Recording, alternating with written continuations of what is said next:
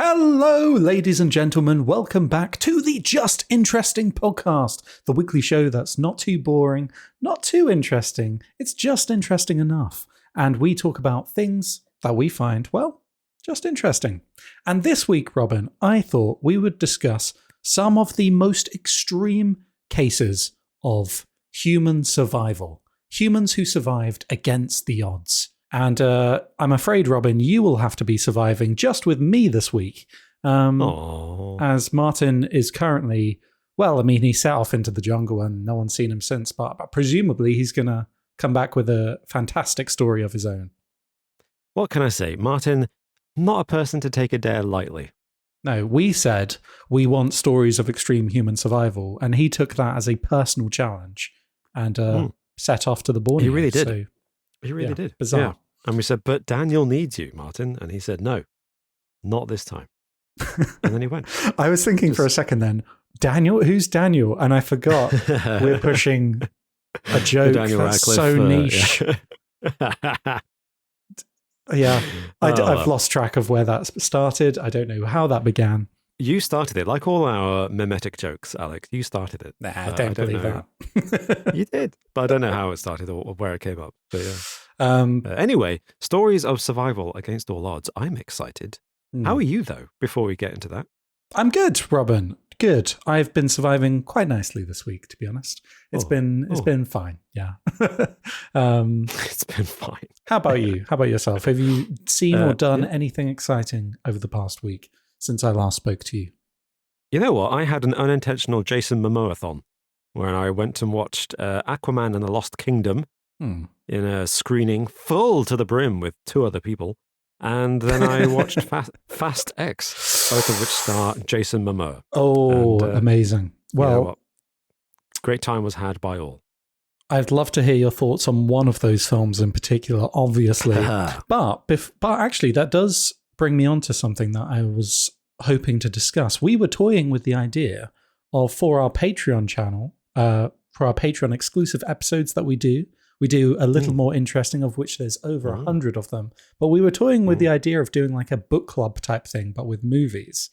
So let us know if you do support us on Patreon or, might be interested in that sort of thing. If you would like to join our little movie watching club where we would discuss a film, say what the next week's one is, and then come back and review, discuss, see what our thoughts are on it. Yeah. I thought that might be that's something I'd like to see. I think it's quite a nice idea. But yeah, we'll see, because it's a good excuse to watch films that we wouldn't otherwise watch, And speaking of our Patreon supporters, a massive thank you to everybody who supports us on Patreon, whether it's as little as $1 a month or as generous as our silver and gold tier members, who I'd like to thank right now, in particular. Cindy Hafner, James, Rashad Najar, Caleb Wilkerson, Kurt Jones, John Baker, Henny Ruffle, The Super Show Podcast, Nicholas Dill, Emmett Tapia, Ahmad, Peaswad, Josh Tromatek, A Filthy Casual, and Simon Workman. Thank you all so much for supporting us all this time. You keep the lights on. Thanks so much for your generosity. And now, I believe, Alex, it's time for you to give me a riddle. Oh, Robin, I love that voice. I love it when you do that voice. Talk to me more like that for the rest of the episode. Actually, no, don't. The whole episode, I think I might have some throat problems at the end of it, but not for the usual reasons. Okay, well, let's move on swiftly from that. But I do have a riddle this week that I would like to share. If you do know the answer, leave it in the comments down below on YouTube, or wait until the end of the episode where I shall reveal the answer to all. So here it is, Robin. 2 fathers and 2 sons are in a car, yet there are only 3 people in the car. How is this possible? What? Maybe a bit of an easy one for you. Kicking, still waking up in January. 2 fathers and 2 sons are in a car, yet there are only 3 people in the car. How is this possible? What? Well, have a think on that, ponder it for a bit. And before we get into the main topic, I was wondering, do you have any favourite comments from the past week, from previous episodes on the podcast or on our second channel, Uncovered? Oh, yes, our second channel. I do have a comment that I'd like to bring to the attention of our lovely listeners. On our last podcast episode, which was 2024 Psychic Predictions, talking about the predictions for 2024 by psychics such as Nostradamus and Baba Vanga. And RealCap1410 says, in regards to predictions explicitly and specifically made for 2024 by our very own Alex, who predicted, amongst other things. I've already forgotten what I said. You made a very poetic kind of expression. It was deliberately vague, so anyone could interpret it how they want. However, one of the things you put in your prediction, your psychic prediction, you mentioned that the rivers might run green. Yeah. No, I meant that. RealCap 1410, he says, or they say, sorry, well, every St. Patrick's Day in the US, Chicago dyes the river green. So Alex is right so far. You're welcome. I mean, yeah, I guess it just kind of came to me. I don't know what I was thinking. But I suppose if it happens every year, it can't really be a prediction, is it? Like, you can't really predict. I don't know. What do you think is going to happen in 2024? Well, I think there's still value in predicting the sun will come up tomorrow because, it might not. Some people want to cancel Christmas, Alex. Haven't you heard? That's why we need to vote for Trump. Oh, yeah, of course. Yeah. The war I thought we won the war on Christmas. Well, thanks to Trump, we did. But now we need to secure the win by getting him back in office. I'll be voting for Rishi Sunak this year. I was going to say, if you're voting for Trump, then maybe they're onto something with voter fraud because you definitely shouldn't be eligible to vote in the US election. Well, Robin, I had a comment from Java Dog 6186, also from that same episode. We had some cracking responses on that episode. But they say, as a psychic, I was a bit sad I didn't make this earlier. Here are some of my predictions. So this is Java Dog's predictions for 2024. Okay. And in case you didn't watch last week's episode, some of the predictions were pretty bleak. So this one is kind of along the same level, okay? So, war with Taiwan and China. That would be pretty awful if we see that happen this year. Yeah. Something else with China. I don't know. I saw China in blue. Okay. China in blue. Okay. Yeah. Just China in blue. Don't know what that means. Two major seen that movie. Now this is specific. Two major celebrity deaths in Elizabeth Olsen and Jonathan Banks. No. What? It's an absolute shout. That is a real no. Elizabeth Olsen can't die. Jonathan Banks. I don't know who that is. Who's that? Sorry. Who is this? Oh no, that's the guy from Breaking Bad and Better Call Saul, Mike Ehrmantraut. You've seen Breaking Bad and Better Call Saul, right, Robin? Mm-hmm. Oh dear. No, that will absolutely hurt if that happens. They say a volcanic eruption in New Zealand. Trump will win the election. Labour will win the general election here in the UK, I'm guessing. I mean, is that a prediction? That's more like a... No, that's an absolute prediction knowing this country. You're 50-50 on that one, yeah.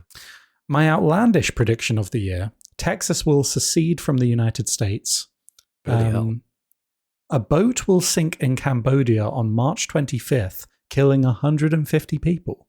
My God, that's specific. That's incredibly very specific. If you're in Cambodia, don't get on a boat on March 25th.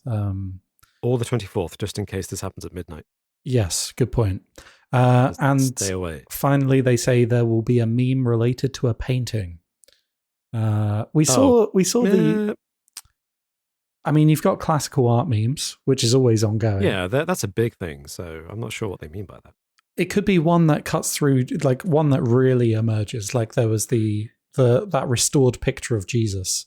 That was that was a massive meme. That was a big deal. Yeah. So maybe they're thinking more along that lines. But all in all, some very specific predictions, which is pretty bold, in stark contrast to the rubbish prophecy I made last week. That was just so vague. No, yours is beautiful, Alex. Yours is beautiful. Thank you. But those are some very bold predictions and some very interestingly specific ones, which, given you've also got the very vague, I saw China in blue, that I'm very intrigued as to how the specific details get expressed. Yeah, China in blue. And then immediately after that, the death of Elizabeth Olsen and Jonathan Banks. That's just cruel, man. Well, Robin, with that all out of the way, shall we jump into the main topic of discussion today? Oh, yes, please.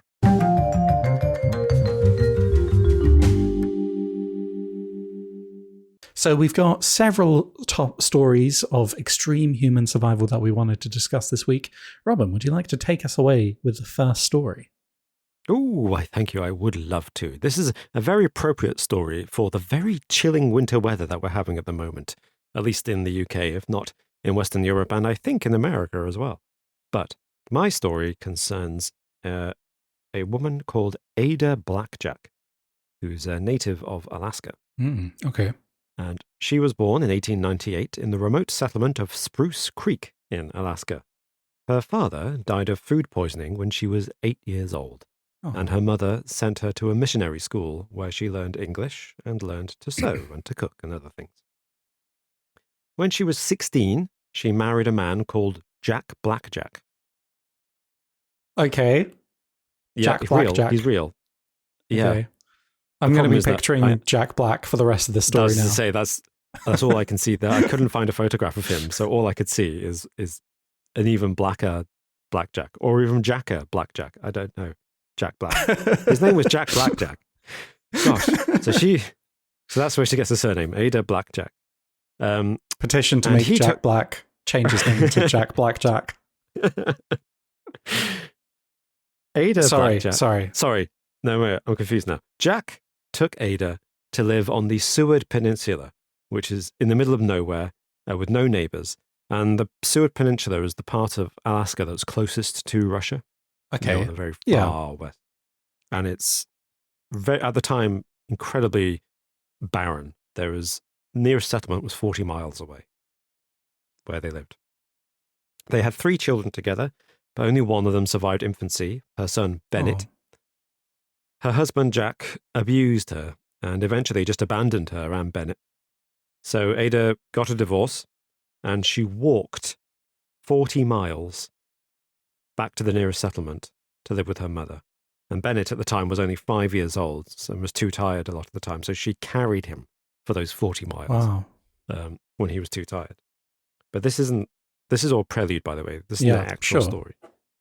Unfortunately, Bennett had tuberculosis. And so having no money to feed him and certainly no money to afford the cost of treatment, she put him into a children's home where he could be better cared for while she went and got a job.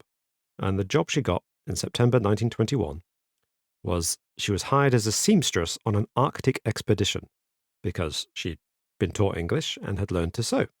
The expedition was financed and planned by a famous explorer called Vilhjalmur Stefansson. But he wasn't on the expedition. Instead, the expedition consisted of just Ada and 4 relatively inexperienced men, 1 European and 3 European Americans, all in their 20s. I think the youngest one was 19. Right, okay. They weren't very experienced in exploring. And the task of the expedition was to go to a place called Wrangel Island, which is an island north of Siberia and uninhabited, with the aim being to establish a settlement and claim the island for either Canada or the United Kingdom. God, you just don't get things like that these days, do you? I know, it's mad. You don't get expeditions. Yeah. You send 4 people out to claim an island. I know, it's nuts. Yeah. Only one of them had been to the island before, in 1914, after being shipwrecked there. Okay. They took 6 months of supplies with them.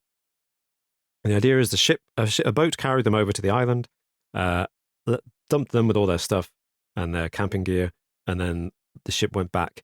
And then after, I think, within a year, I think it was about 8 months, another ship was supposed to come back and pick them up and give them new supplies if they wanted to stay. That was the plan. Yeah, I wouldn't like that if that was there. Yeah, so the boat's just going to leave and you're all here on your own now. For 6 months until the boat comes back. Yeah. That's right. They'll come back in 6 months. Yeah. But guess what happened? Wrangel Island is notoriously inhospitable, even by Siberian standards. It's subject to cyclonic Arctic storms, constant mists, fog, constant frost, and in winter the temperature is below freezing for months on end, with frequent snowstorms. And after a year, the winter had set in with deep pack ice that drove away the ship that was scheduled to pick them up or resupply them after 6 months. So the expedition's rations ran out. The men weren't able to hunt enough animals to eat, and one of them developed scurvy. So in January 1923, 3 of the men left to walk across the frozen ocean, the frozen Chukchi Sea, 90 miles into Siberia to find help, whilst Ada was left to look after the man with scurvy on Wrangel Island in the deep frozen Arctic storms. Right. Even though she had not a good situation. No. So even though she had no medical knowledge, Ada managed to keep him alive for 5 months until finally he died. Although her diary reveals that he was pretty abusive to her. Oh my God. What? Verbally, not physically, but yeah, he was pretty miserable. So he wasn't great company. Meanwhile, the other 3 men were never seen again. Presumed dead. Okay. Yeah. So Ada survived for 8 months alone, except she did have the company of the expedition's cat, called Victoria. So it was just her and a cat alone, and she survived by learning to shoot and hunt, to build and set traps, to build boats, and make parkas out of reindeer skin. She just taught herself all this. This lady is unstoppable. I know. She even learned how to use the camera equipment that they'd brought with them. There's a collection of selfies, essentially, from her on her time and her time on the island alone. So this is who Instagram. This is really who Instagram influencers should aspire to be like. Really. They really should. Look to this lady, Ada Blackjack, as your motivation. Instagram influencers. You know, she had 8 months alone with her and a cat taking selfies in an abandoned island in Siberia. Yeah, amazing. Wow. So what happened next? In August 1923, she was rescued. She was rescued by a friend of the man who had funded and planned the expedition. A man called, I think his name was Henry Noyce. And he got concerned that, like, we haven't heard from these people for a while. Maybe we should check on them. What do you mean we hadn't heard from them? You were meant to send a boat. That was, yes, you should check in because you haven't. So 2 years, she was rescued 2 years, almost to the day, after setting out. Wow. On her return, she became a celebrity. But although the famous explorer who planned the expedition, Vilhelmur Stefansson, put her front and center in the media and many books were written about her, she resisted all the attention and she never got any money from all the books and the articles and the talks that Stefansson planned about her. The only money she received was her salary for the expedition, which, as it happened, she was paid less than she'd been promised.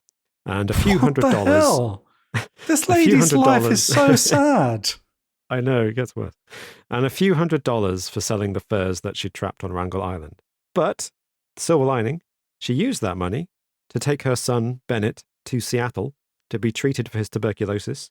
She remarried, had another son, and she lived quietly until her death at the age of 85.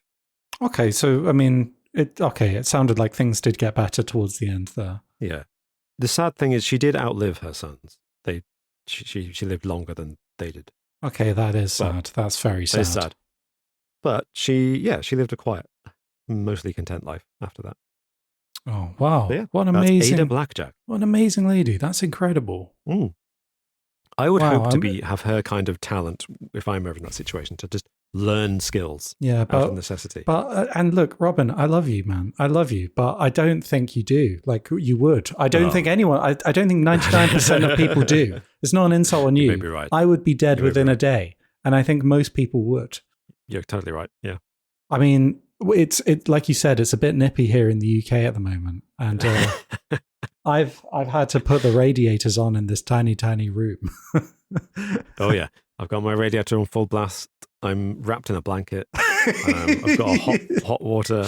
I'm just so cold. We couldn't survive in regular Siberia, let alone a remote, uninhabitable island. Even deeper into Siberia on our own.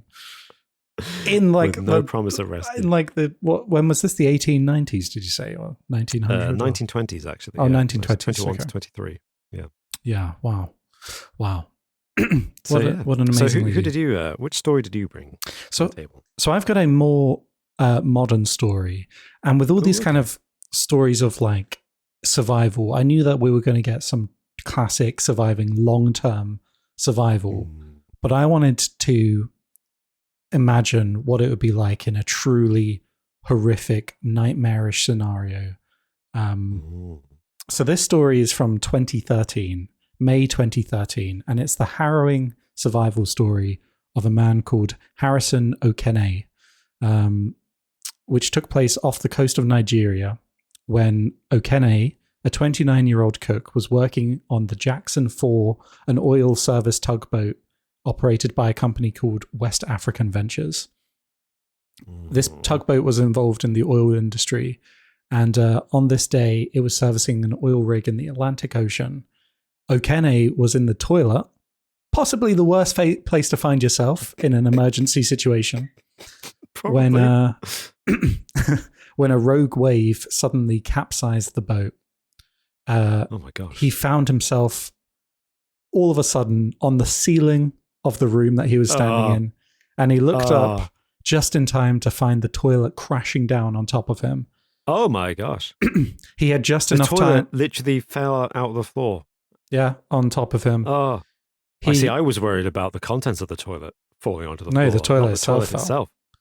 That should be fixed to the floor, man. Oh my gosh. And put yourself in this situation. He had just enough time to see blood gushing out of a wound before the lights went dark and water began to rise.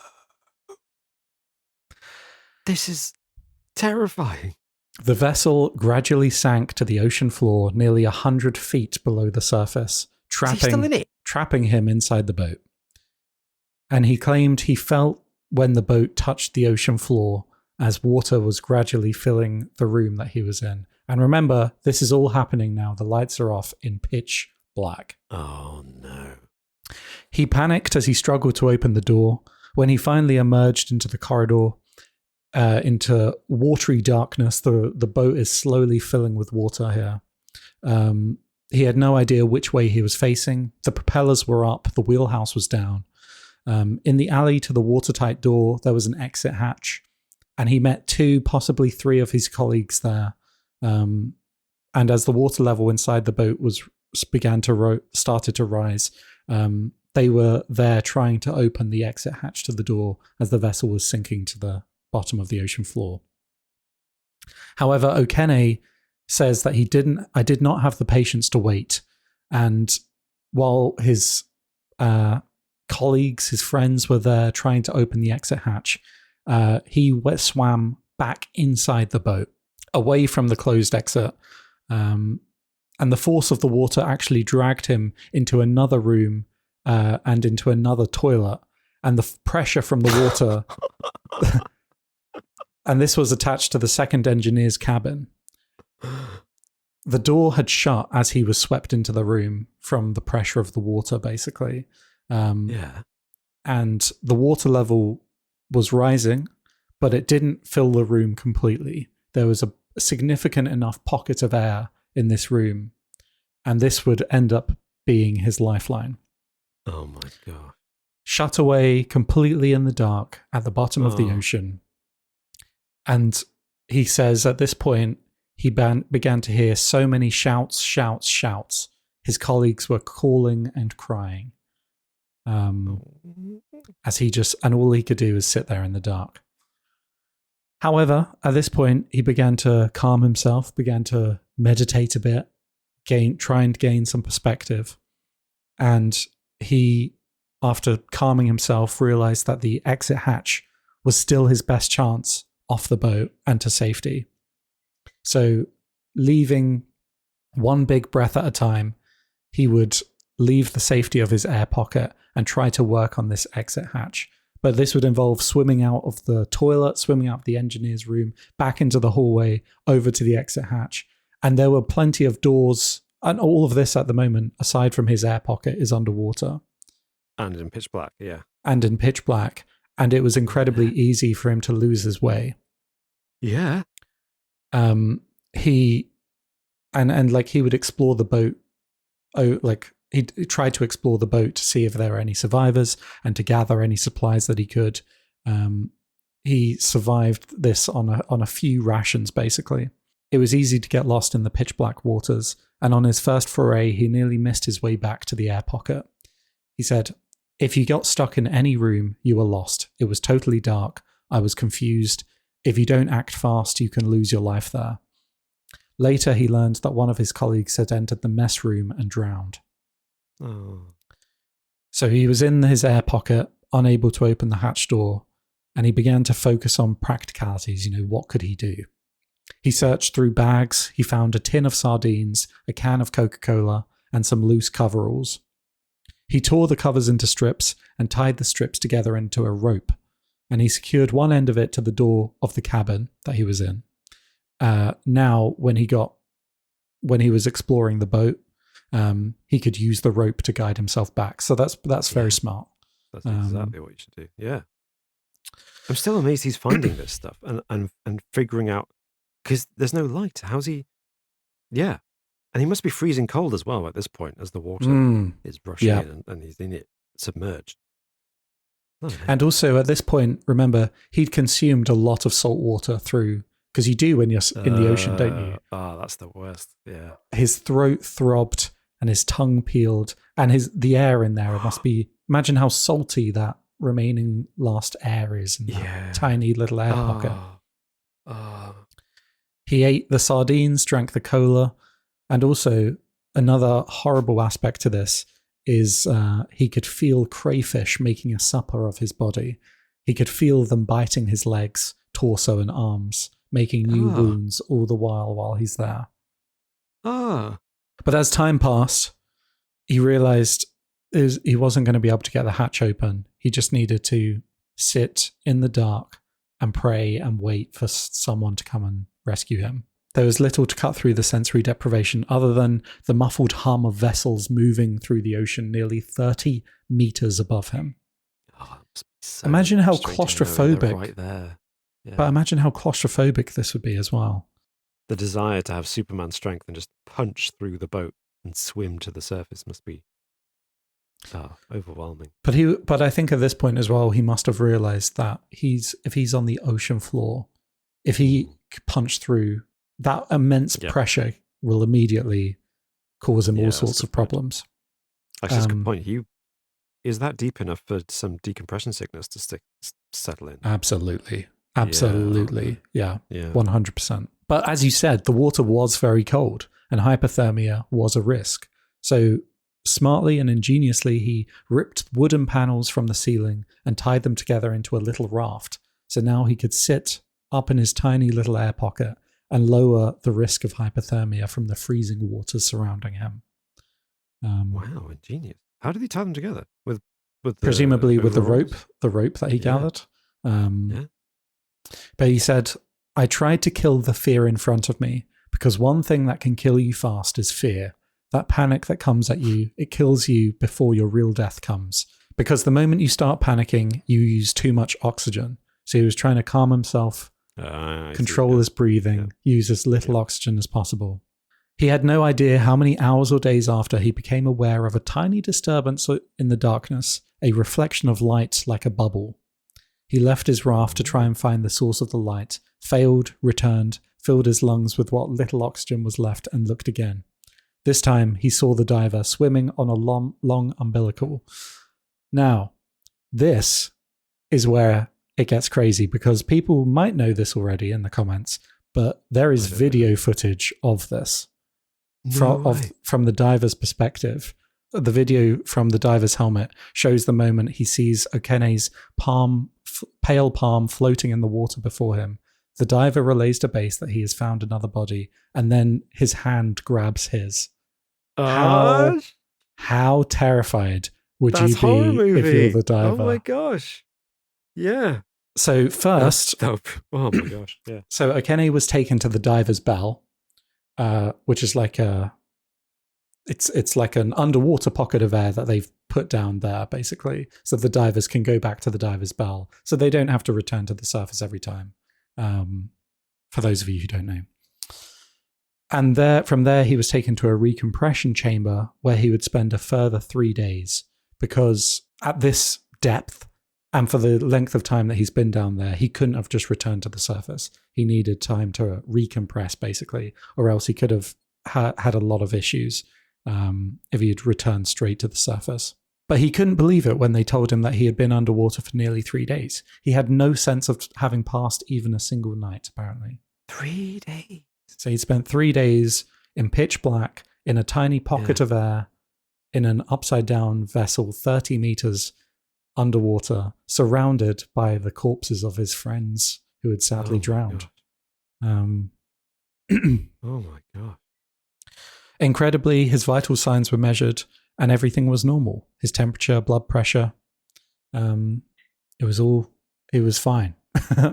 And so the Nigerian Navy and Dutch firm DCN Diving were involved in the efforts to recover bodies from this sunken tugboat. And I don't think they were expecting to find any survivors down there, but yet Harrison Okene survived. And do you know what he does now for a living? Do you want to know what he does now? Don't say it. Don't say it. Don't say it. He's a diver. He's a diver. No, of course he is. Of course he is. He didn't, you wouldn't expect this given his ordeal, but he didn't let this define him. And he's conquered any fears of the ocean that he had. He says he finds the ocean relaxing. He turned that around though, didn't he? Other people might, if they survived that ordeal, which is a big if, I would never go through the a rest boat of their again. lives. Yeah. I'm staying away from the water. I don't care how rickety that plane is. I'm flying it. But no, he's turned it. He's conquered it. I am master of the sea. But I just thought that one's like the most terrifying ordeal I could imagine. I can absolutely believe him losing his sense of time when you're just in pitch black, and there's every possibility that whole first portion of him just finding that air pocket and then establishing where he is and his way around the other rooms by swimming between deep breaths. That could have taken, half a day to a day, and he just didn't realize it because he was so concentrated on that one thing. That's just amazing. And the fear and adrenaline and the thought as well, like, if I fall asleep, I don't know how much oxygen's left here. I might never wake up. That's true, yeah. I'm glad the name of this episode is People Who Survived Against All Odds, because honestly, the way that story was going, I just thought, I don't know if we're going to find out. Like when you said that he saw a light, I was like, is it going to be like smugglers, pirates or something? And he's going to get kidnapped by these salvage pirates, like to make him a slave for the next 10 years or something. That's how dark that story was getting. And I was just like, I don't have any hope here. But no, I'm glad he got out. Whew. In the like move, when they make a movie of this, I'm sure they'll add that in as a oh yeah, definitely part 3, third act. Kidnapped by pirates. Yeah, the pirates just so happen to have a decompression chamber. Well, they're salvage pirates, Alex. Clearly, they do. Yeah.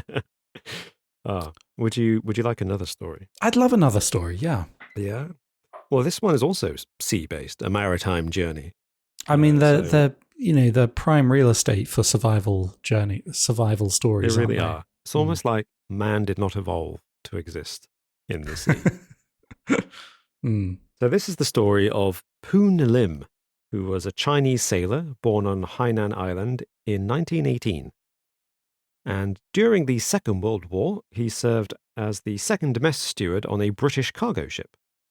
And on the 23rd of November, 1942, the ship was on its way to New York via Cape Town and up the coast of South America when it was sunk by a German U-boat 250 miles or 400 kilometers off the coast of Brazil, right in the middle of the vast ocean. Wow, okay. Lim rushed to the top deck, where he saw some of his crewmates struggling to get a lifeboat ready for launch, and he rushed to help them, and then a massive wave came overboard, and he was dragged underwater by the sinking ship, which only took 2 minutes to sink. It was that fast. Wow. Hit by 2 torpedoes, that'll do it. Eventually, he resurfaced, all alone in the sea, the sole survivor of the sinking. Except for a few planks of wood nearby. He grabbed one to float on, and luckily, 2 hours later, he came across a wooden life raft and climbed aboard it. Wow. The raft must have been washed off the deck of the ship. That's incredibly lucky. Very lucky. I mean, sorry. These rafts are quite small. You can fit maybe 5-6 people on them, but they're basically just little squares with some ballast and then some basic supplies on board, which again is incredibly lucky. So on board it had 10 gallons or 45 litres of water, fresh water that is, flares, 2 smoke pots, a flashlight, and some food supplies, canned food, and some, what do they call it, that hard biscuit. It's like really, really dense bread biscuits. I don't know what you call that. That's it. Hardtack. It's called hardtack, that's it. Oh, Yeah. I've never heard of that. But when the boat was sunk, he was in his quarters, so he had no clothes. Oh, so here he was, naked in the middle of the equatorial sea, very exposed. Like, how naked? First thing he did, are we talking like fully nude? I think underwear. I think. Right. Okay. I mean, it probably helped him survive the shipwreck. In fairness, because it's way harder to swim and didn't drag him down. Yeah, clothes, maybe. Yeah. So the first thing he did was he made himself a skirt from a hessian bag. It's kind of like woven plant material, which contained some of the supplies. He took the bag and made a little skirt for himself. Okay. Yeah. Sure. I mean, get some dignity back for sure. Yeah. I guess that's it. Yeah. Restore your own sense of normality before you concentrate on the next step, which is, in his case, being unable to sail or steer the raft because it has no rudder or anything. It's just this little square of wood with ballast in it. He drifted 750 miles to Brazil, a journey which took 133 days. Wow. 133 days with 45 litres of water. Yep. The water so ran he was out. Drinking. Yes. Okay. That's not because you drink a few. You're supposed to drink a few liters a day. Yeah, so of water to survive. So drinking when you're being exposed to the sun. Oh God, yeah. Yeah. So he ran out of water. When he ran out of water, he did something very innovative, I think. But I'll get to that in a moment. So he holds the record for the longest time spent adrift at sea in a raft. Several times he encountered other ships, boats, a submarine once, and spotter planes from the US Navy, but even though they saw his signals and heard his shouts, no one picked him up. What? That's horrible. Why? I know. Yeah. And he spoke English as well. So he was speaking English to everybody he came across. So they should have been able to understand him, but no.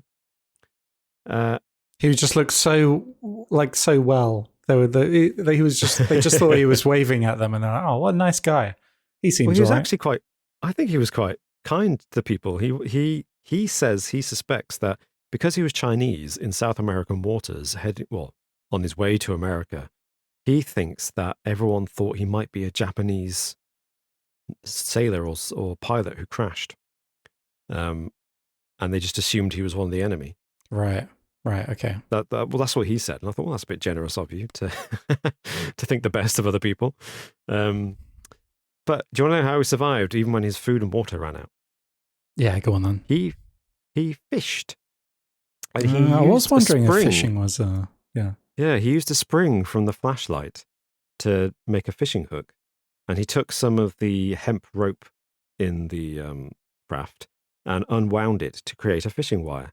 And he later dug out with his own hands a nail from the wood from the raft and made a stronger fishing hook with that by just bending it with his own strength. Wow. He used some of the hardtack, that solid biscuit, as bait to catch fish. And when he caught the fish, he ate them, but he used the leftovers, put them onto the deck, and seagulls would land to grab some of the fish. And when seagulls landed, he'd kill them, and then he'd pluck them. He would dip them, submerge them in the seawater, which is salt water, to get them all salty and preserved. And then he'd slice the meat off and let it dry in the sun and turn it into jerky. Ah, that's very smart. Very smart. Very smart, I think. Yeah. And then what did he? Salty flavor. And then what did he bait with that? He keeps getting bigger animals using the animals he's got. You're right, because he didn't want to eat the seagull innards, so he used the innards of the seagulls as bait for sharks. This is going to end with him catching the kraken and eating the kraken. So he got attacked by sharks, and he would bait. And after the first time, he thought, "I'm going to bait them." So he did, and one shark in particular attacked him directly on the deck. And he used some of the, after the first attack, he would defend himself from the sharks, or rather his hands. I don't understand how this works, but I guess this is what happens when you're desperate and alone. He used some of the rope that he'd unwound to make protective gloves for his hands. Oh, okay. Yeah, he just wrapped rope around his hands. Right. Yeah, okay. I'm like, I mean, yeah, not sure that would help against the sharks, but it did. Anyway, he would beat the sharks to death when he caught them. And who is this guy? When he ran out of water, he took the shark liver and drank the blood from it to slake his thirst. Wow. So how many sharks was he getting through? Well, there's one story where he beat it to death when it attacked him, and I think he caught one or two others, maybe. Just imagining this guy rocking up in Brazil, just like looking like Schwarzenegger, just absolutely complete gym rat, swole as all hell, beat with the like carcasses of like 200 sharks dragging behind the boat. He's a very ordinary looking kind of tiny man, actually. But he did also get water from rain because there was tarpaulin on the raft, which he stripped off and made into a canopy, which not only sheltered him from the sun, but it could collect rainwater, which he then gathered and drank. But it didn't always rain, so that's when he drank the shark blood.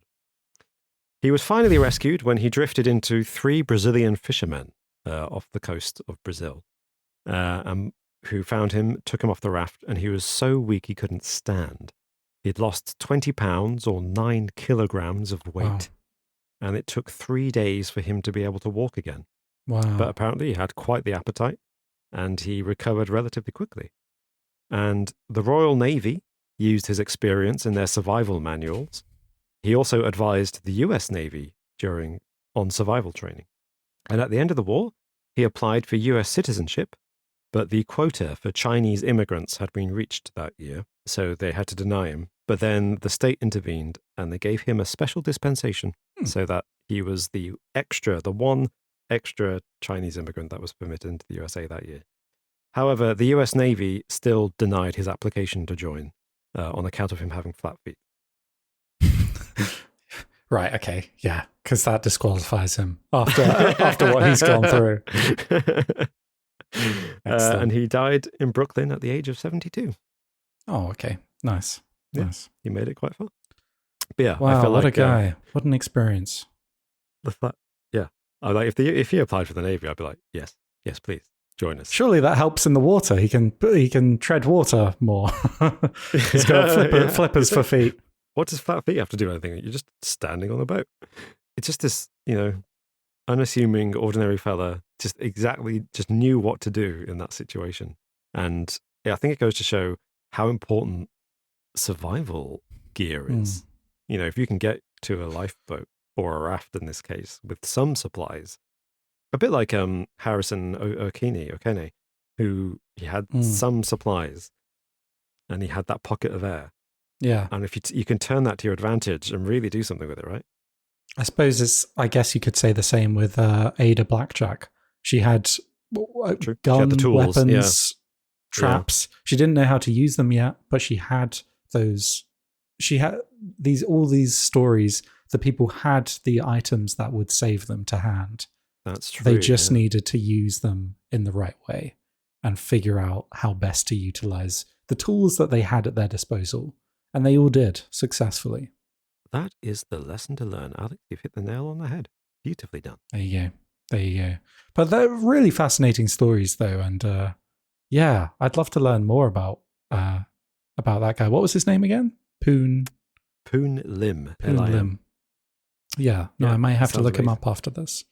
Well, thank you, Robin. Thank you for sharing those stories with me. Thank you, Alex. Thank you. And thank you at home for listening to us. We hope you enjoyed this episode, and we hope you enjoyed these stories and these discussions. Let us know if there's any particular survival story that really that you really enjoy, and you wish that we might discuss on a future episode, maybe.